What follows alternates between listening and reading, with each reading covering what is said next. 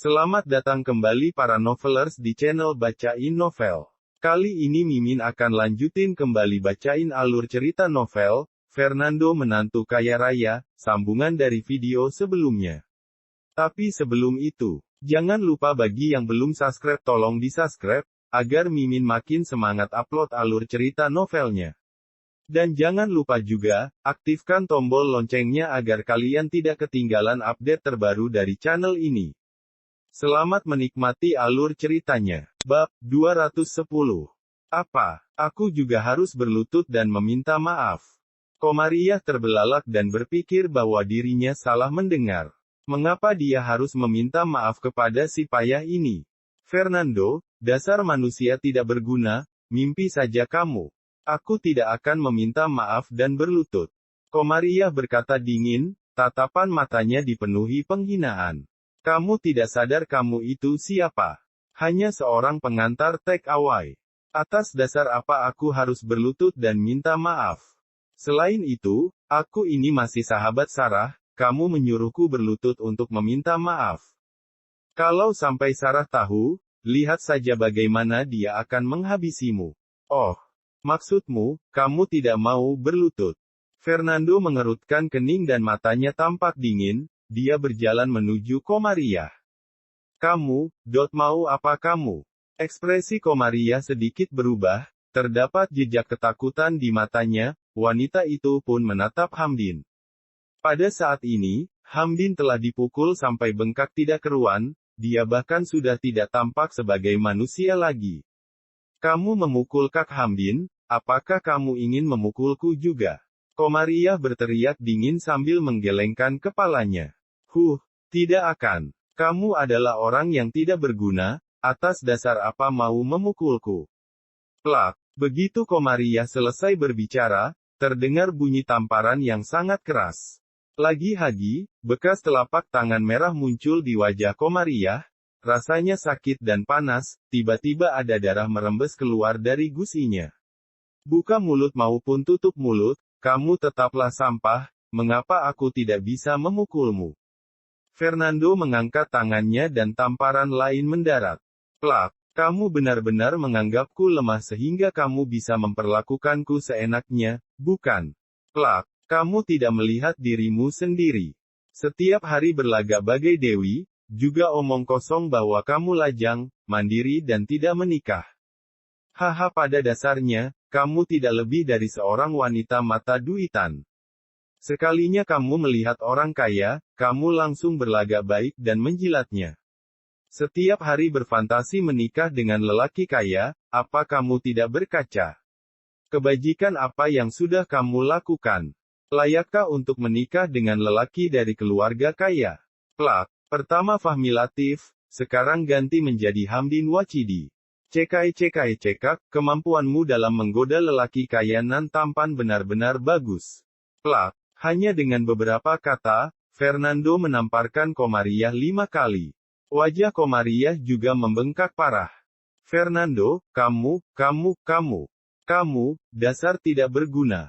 Kamu berani memukulku. Aku akan membunuhmu. Komariah menggertakkan gigi dengan penuh amarah, kedua matanya memerah, dia mencoba menggigit Fernando dengan gigi taringnya. Bro, sebelum Komariah bisa mendekati Fernando, dia telah ditendang oleh Fernando. Gedebuk. Komariah jatuh ke lantai, seluruh tulang di tubuhnya seperti remuk, semua organ seperti jatuh dan berpindah tempat, rasanya sakit luar biasa. Hiks. Akhirnya, Komariah tidak tahan lagi dan dia pun menangis keras. Fernando, kamu adalah orang yang tidak berguna, kamu memukul seorang wanita. Kamu bukan seorang pria, Hiks. Aku akan memberi tahu Sarah, Hiks. Menangis. Itu tidak ada gunanya bagiku. Mengadu. Itu juga tidak ada gunanya bagiku. Fernando menyeringai, tangan kirinya yang putih terjulur ke depan dan mencekik leher Komariah, Fernando mencengkeramnya seperti sedang mencekik ayam. Uhuk, pecundang, lepaskan aku, uhuk. Komariah terus berjuang melepaskan diri, tetapi tidak berhasil. Kamu memanggilku pecundang, aku bisa menanggungnya. Lagi pula kamu adalah seorang wanita yang berbicara tanpa logika, tidak ada apa-apanya. Fernando menatap Komariah dengan tatapan sinis, aura dingin membuat seluruh tubuh Komariah gemetar hebat, dia merasakan punggungnya juga ikut dingin, Komariah tidak tahan dan akhirnya gemetar. Tapi kamu seharusnya jangan pernah menuduh aku selingkuh dan membuat Sarah sedih serta hampir menceraikanku. Mata Fernando semakin sinis. Aku masih bisa mengabaikan kata-katamu yang tidak didasari fakta itu. Tapi apa kamu tahu? Sarah adalah kesayanganku, jika kamu membuatnya menderita, maka aku akan membuatmu menderita juga. Fernando mengerahkan sedikit lagi kekuatan di tangan kirinya. Komariah merasa akan mati lemas, dia batuk terus-menerus dan dua bola mata seperti mau keluar, rasanya seperti sangat dekat dengan kematian. Pada saat ini, telapak tangan Fernando masih mencekik keras. Ada ekspresi ketakutan di wajah Komariah, pupil matanya menyusut, dalam hati dia merasa sangat ngeri, keringat mengalir deras di punggungnya, dan kakinya terasa lemas. Jika dia tidak meminta maaf, Komariah menduga dia akan dicekik hidup-hidup oleh Fernando.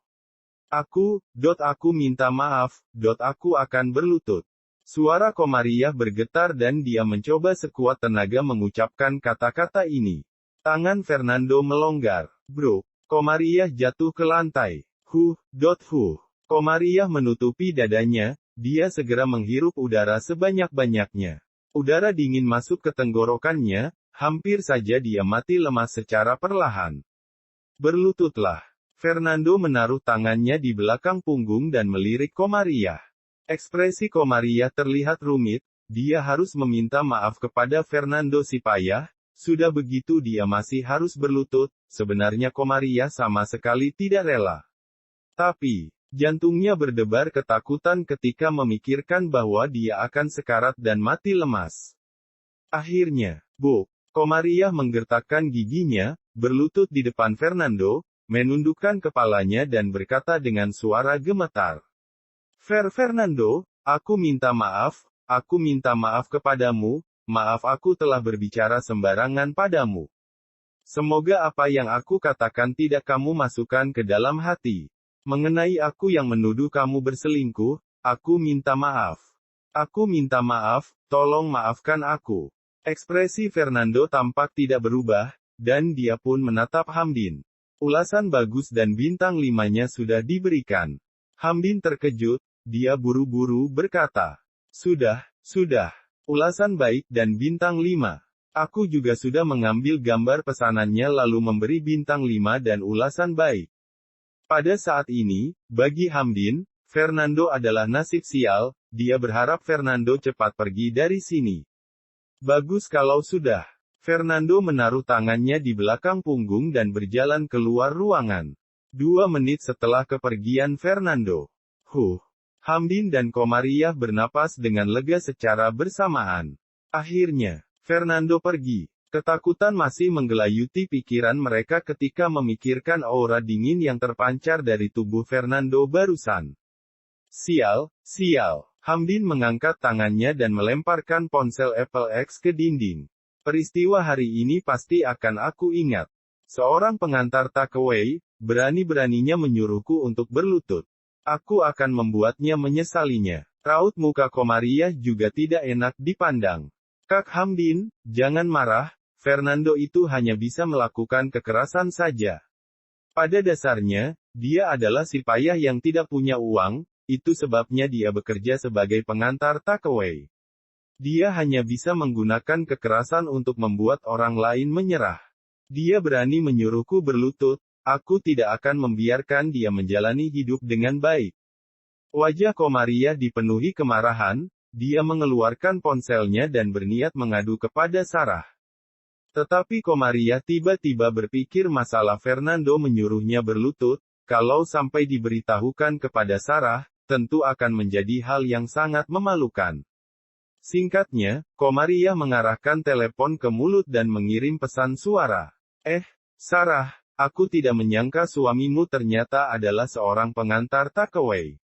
Tapi cara dia mengantarkan makanan tidak baik, dia bukan saja terlambat, tetapi juga memukul pelanggan, upahnya harus dipotong.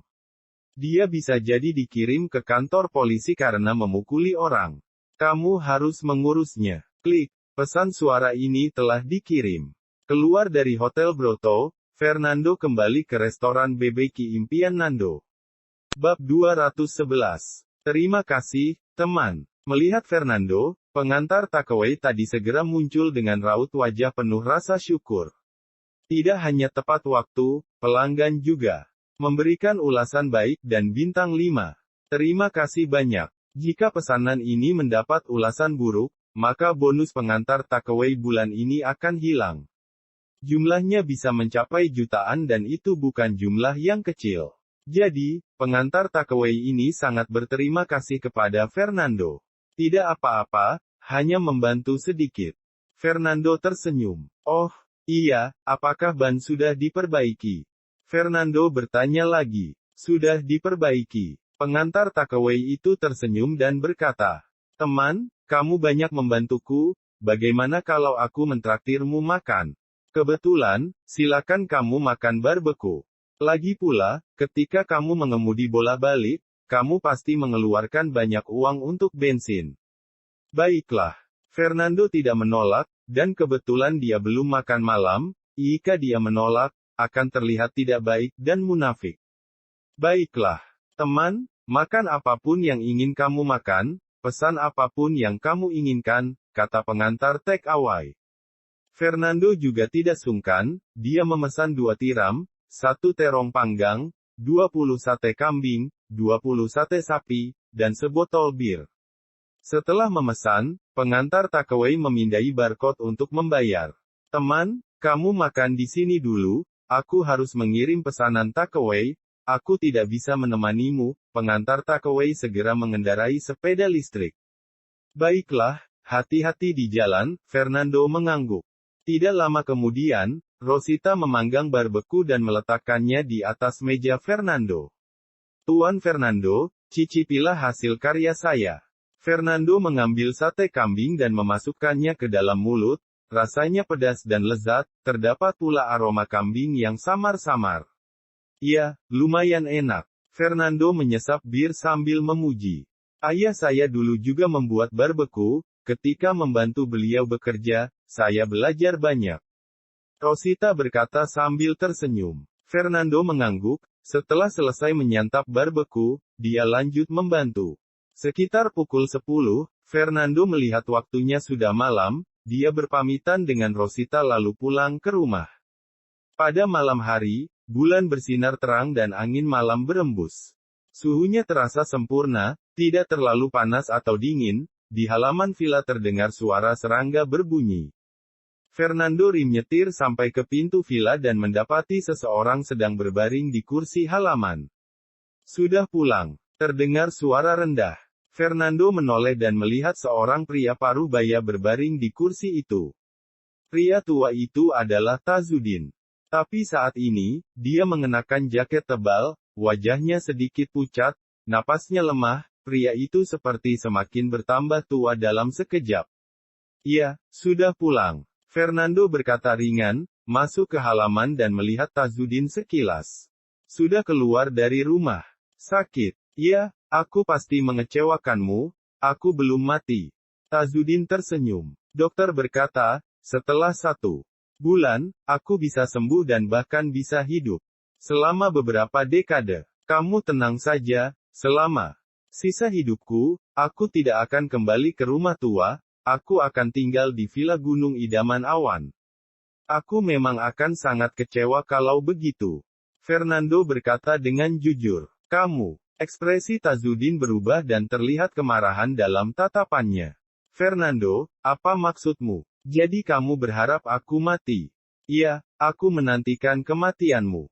Fernando meletakkan tangan di belakang punggung, ekspresinya terlihat tidak berubah.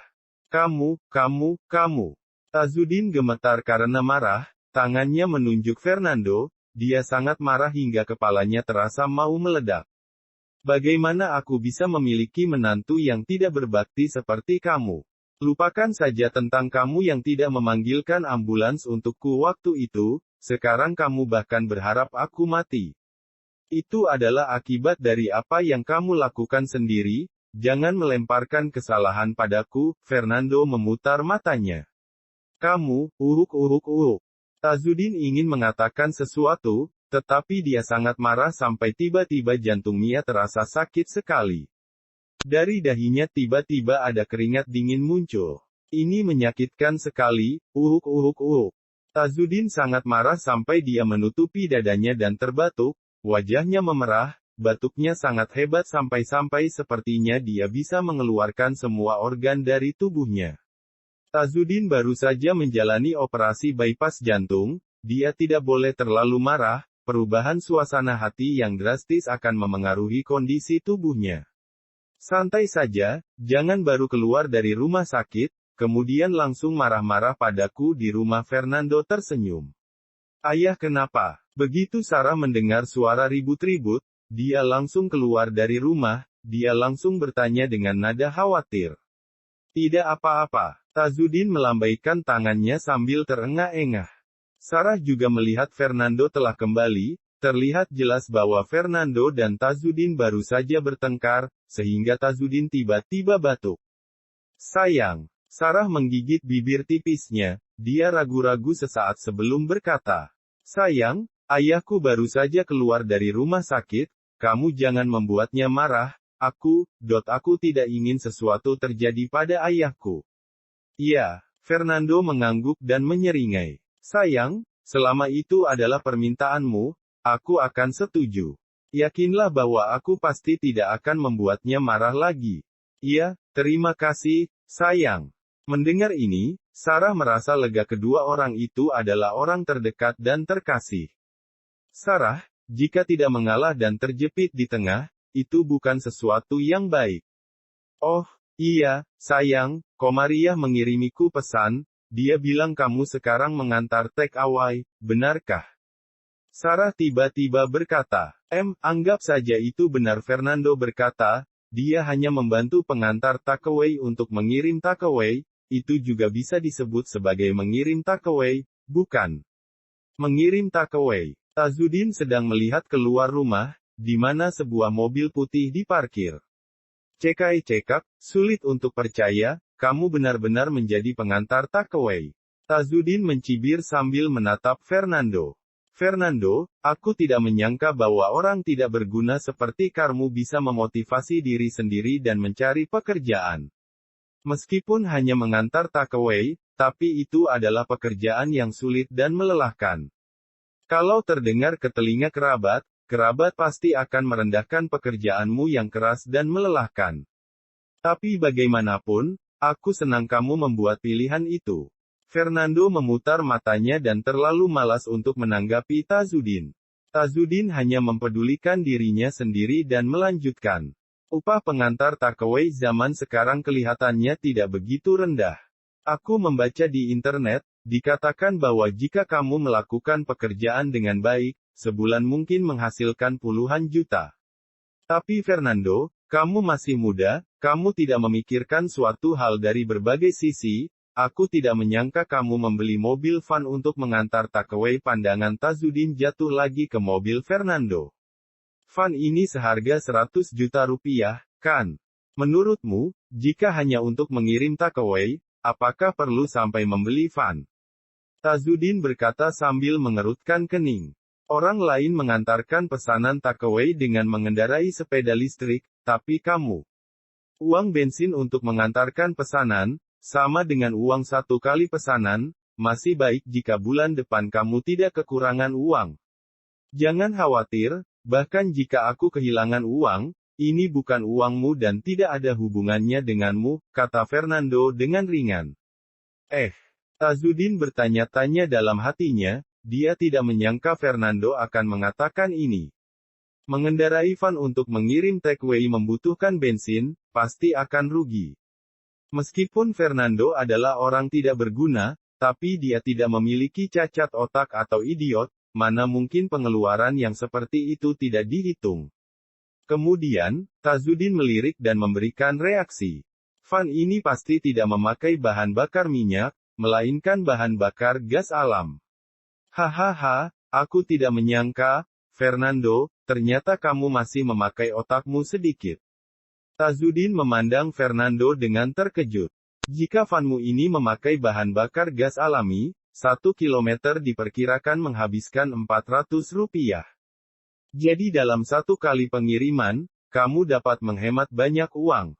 Fernando tidak berbicara, dia hanya menatap Tazudin. Fernando ingin melihat sejauh mana pemikiran aneh Tazudin ini akan berlanjut. Tazudin melanjutkan, meskipun mengantar take away, dalam satu pesanan kamu bisa mendapatkan Rp8.000, Rp2.000 dipakai untuk mengisi bahan bakar gas, jadi katakan satu pesanan kamu mendapatkan Rp6.000. Kalau satu hari 100 pesanan, sudah dapat 600.000 sehari, sebulan bisa dapat lebih dari 18 juta. Usai mengatakan kalimat tersebut, Tazudin merasa cukup terkejut, jika perhitungannya benar seperti itu, dan jika si sampah Fernando ini bekerja keras dan cepat, bisa-bisa dia mengumpulkan uang 20 juta dalam sebulan. Gaji ini jauh lebih tinggi daripada gaji orang kantoran. Bab 212. Aku tidak menyangka bahwa orang tidak berguna yang hanya tahu makan sambil menunggu kematian seperti kamu, sekalinya mendapatkan pekerjaan, gajinya langsung puluhan juta. Tazudin bergumam terkejut, diikuti dengan pandangan ke arah Fernando. Fernando, kamu bergabung dengan keluarga Yasmudi sudah setahun. Selama rentang waktu tersebut, keluarga Yasmudi setiap hari memfasilitasi kamu makan dan pakaian. Tanpa keluarga Yasmudi, kamu sudah lama tidur di jalanan seperti gelandangan. Sekarang kamu memiliki pemasukan lebih dari 20 juta sebulan, kupikir sudah waktunya bagimu untuk membalas jasa keluarga Yasmudi. Oh, kalau begitu coba katakan, bagaimana aku bisa membalas keluarga Yasmudi? Sudut mulut Fernando terangkat, dia tersenyum main-main. Begini saja, mulai sekarang, berikan padaku 60% dari gaji bulananmu. Jika kamu mendapatkan 20 juta bulan ini, maka beri aku 16 juta, sisa 4 juta bisa kamu pakai untuk biaya hidupmu dan biaya bensin, bagaimana? Tazudin berbicara dengan serius. Kamu tenang saja, uang yang kamu berikan padaku akan aku tabung, aku tidak akan menggunakannya sembarangan. Nanti, ketika kamu dan Sarah sudah punya anak, uang itu bisa dipakai sebagai biaya pendidikan anak-anak. Memberikan uang padamu, apa kamu bermimpi? Fernando memandang Tazudin seperti sedang memandang orang idiot. Jika aku menabungkan uang padamu, aku takut kamu akan membeli produk keuangan dan kemudian ditipu orang, lalu uangnya akan raib. Kamu, ekspresi Tazudin langsung berubah, begitu marahnya dia sampai terlonjak sambil melotot. Dasar Fernando tidak berguna, hal yang seharusnya tidak boleh diungkit, justru hal itulah yang dia ungkit-ungkit. Di dalam hidup Tazudin, hal yang paling memalukan adalah saat uang pensiunannya diambil, Tazudin ditipu investasi rencana suku bunga sebesar 1 miliar. Dia tidak menyangka, Fernando berani mengungkit hal itu di depannya. Kamu membuatku marah setengah mati. Tazudin mulai tersengal-sengal, juga mulai merasakan sakit di area dadanya, perlahan dia pun mulai batuk. Uhuk, ayah. Sarah bergegas maju ke depan, dia dengan lembut menepuk punggung Tazudin dari belakang, diikuti dengan tatapan melotot ke arah Fernando. Sarah tahu dengan jelas bahwa Fernando sengaja membuat Tazudin marah. Fernando menyeringai dan tidak berbicara lagi. Oh, iya, sayang, Komariah juga berkata, ketika kamu mengantar pesanan, kamu juga menyerang pelanggan. Sarah berkata dengan ragu-ragu. Apa? Menyerang pelanggan? Tazudin langsung melotot. Fernando, apakah kamu idiot? Kamu sebagai pengantar takeaway beraninya menyerang pelanggan. Apa kamu tidak takut akan dipecat? Kalau hal sampai tersebar ke kantor polisi, tidak akan ada yang bantu membebaskanmu. Jangan khawatir, sayang, tidak apa-apa, aku tahu batasannya. Fernando berkata sambil tersenyum, dia terlalu malas untuk menggubris Tazudin lagi. Mendengar hal ini, Sarah diam-diam menarik napas lega, karena Fernando bilang tidak ada masalah, berarti kemungkinan besar memang baik-baik saja. Setelah mengobrol sebentar, Sarah memapah Tazudin dan mengantar dia ke dalam kamar. Setelah Fernando selesai membersihkan diri, dia langsung naik ke lantai atas untuk tidur. Malam berikutnya, Fernando pergi lagi ke restoran BBQ impian Nando untuk membantu. Tapi hari ini, di restoran barbeku tersebut bertambah satu pelayan wanita. Pelayan itu berusia sekitar 20 tahun, di pipinya masih terlihat ada lemak bayi, memberikan kesan yang menggemaskan.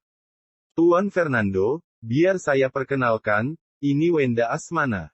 Seperti saya, dia sama-sama jurusan keuangan dan ekonomi, Rosita berkata sambil tersenyum. Sebelumnya, dia juga menjadi penyiar di Hiu Streaming, sekarang dia berutang ke Hiu Streaming sebesar 60 juta. Baru-baru ini, Hiu Streaming sepertinya memutuskan semua kontrak dengan para mahasiswi, tapi anehnya, pihak Hiu Streaming tidak menagih utang-utang itu. Rosita terlihat kebingungan, kemudian dia berkata.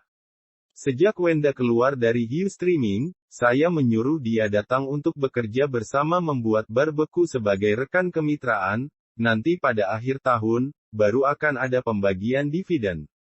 Wenda, ini Tuan Fernando.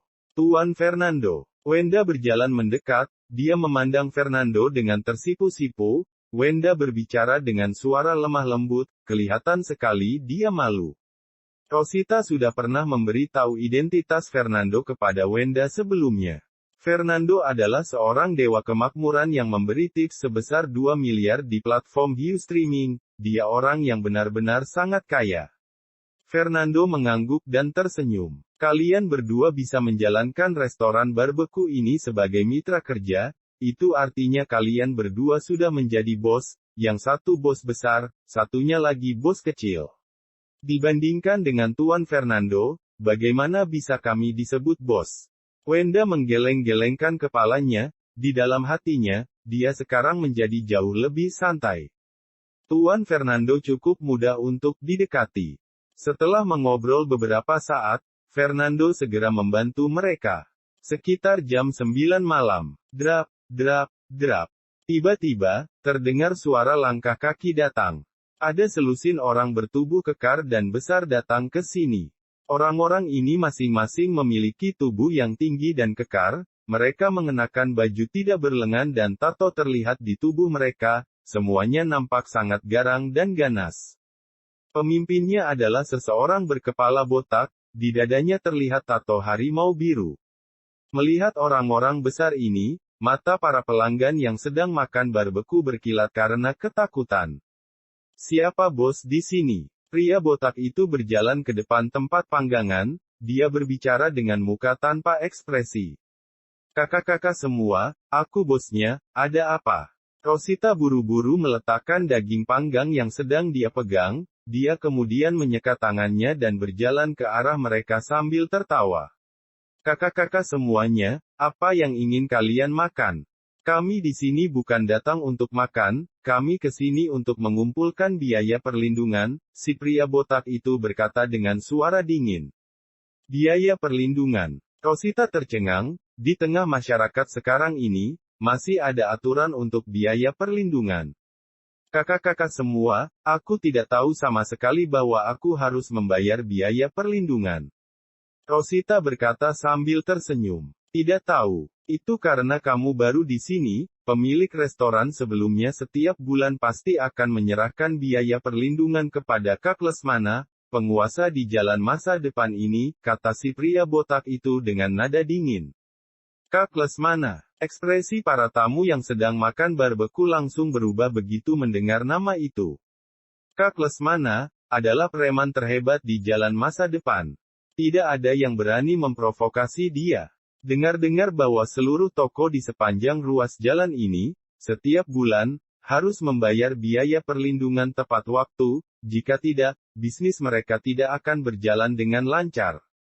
Aku dengar kabar bulan lalu, ada sebuah restoran yang tidak membayar biaya perlindungan tepat waktu, Kak Lesmana mengirim 3 bawahannya untuk makan di restoran itu setiap hari. Hari ini, bilang ada kecoa di makanannya. Keesokan harinya, bilang kalau harganya terlalu mahal. Pada hari ketiga, diam-diam menuangkan segenggam garam ke dalam piring makanan dan mengatakan di depan umum bahwa hidangan itu terlalu asin untuk dimakan. Singkatnya, segala cara digunakan untuk membuat kekacauan. Dan untuk masalah kecil semacam ini, pihak berwajib terlalu malas untuk menanganinya. Pada akhirnya, restoran itu langsung gulung tikar, karena sama sekali tidak ada yang pergi makan ke restorannya. Mendengar komentar ini, wajah Rosita tampak langsung tidak enak dilihat. Dia tidak menyangka bahwa akhir dari restoran yang tidak membayar biaya perlindungan akan begitu mengenaskan. Restoran barbekunya baru buka dan sedang terkenal-terkenalnya, ini adalah saat yang tepat untuk menarik pelanggan lama. Jika Rosita tidak membayar biaya perlindungan, maka restoran barbeku miliknya tidak akan bisa berlanjut lagi. Tentu, berapa biaya perlindungan selama sebulan? Rosita bertanya dengan hati-hati. 1 juta sebulan, jika langsung membayar selama setahun, kamu bisa menghemat 2 juta, bayar 10 juta langsung, kata si kepala botak dengan datar. 1 juta. Rosita mengembuskan napas lega. 1 juta sebulan, dilihat dari omsetnya saat ini, itu tidak banyak. Kurang lebih jumlah itu adalah keuntungannya dari berjualan selama setengah hari. Mata Fernando terlihat berkilat. Jalan masa depan memiliki setidaknya ada 100 toko. Jika setiap toko membayar 1 juta setiap bulan dan setahun 10 juta, hanya dengan biaya perlindungan saja sudah dapat menghasilkan keuntungan miliaran bagi Kak Lesmana. Begini saja, aku akan langsung membayarmu setahun, 10 juta. Rosita berkata sambil tertawa. Aku harap kakak-kakak semua, setelah mengambil uang ini, tidak datang lagi. Bagaimanapun juga ada begitu banyak tamu yang melihat, hal itu akan memberikan dampak tidak baik. Jangan khawatir, kami akan pergi setelah mendapatkan uang, si kepala botak berkata dengan suara datar. Baiklah. Rosita mengeluarkan ponselnya dan bersiap untuk mentransfer uang. Tunggu. Pada saat ini, Fernando membuka mulutnya. Bersambung ke bab 213. Terima kasih sudah setia di channel ini. Sampai jumpa pada bab selanjutnya.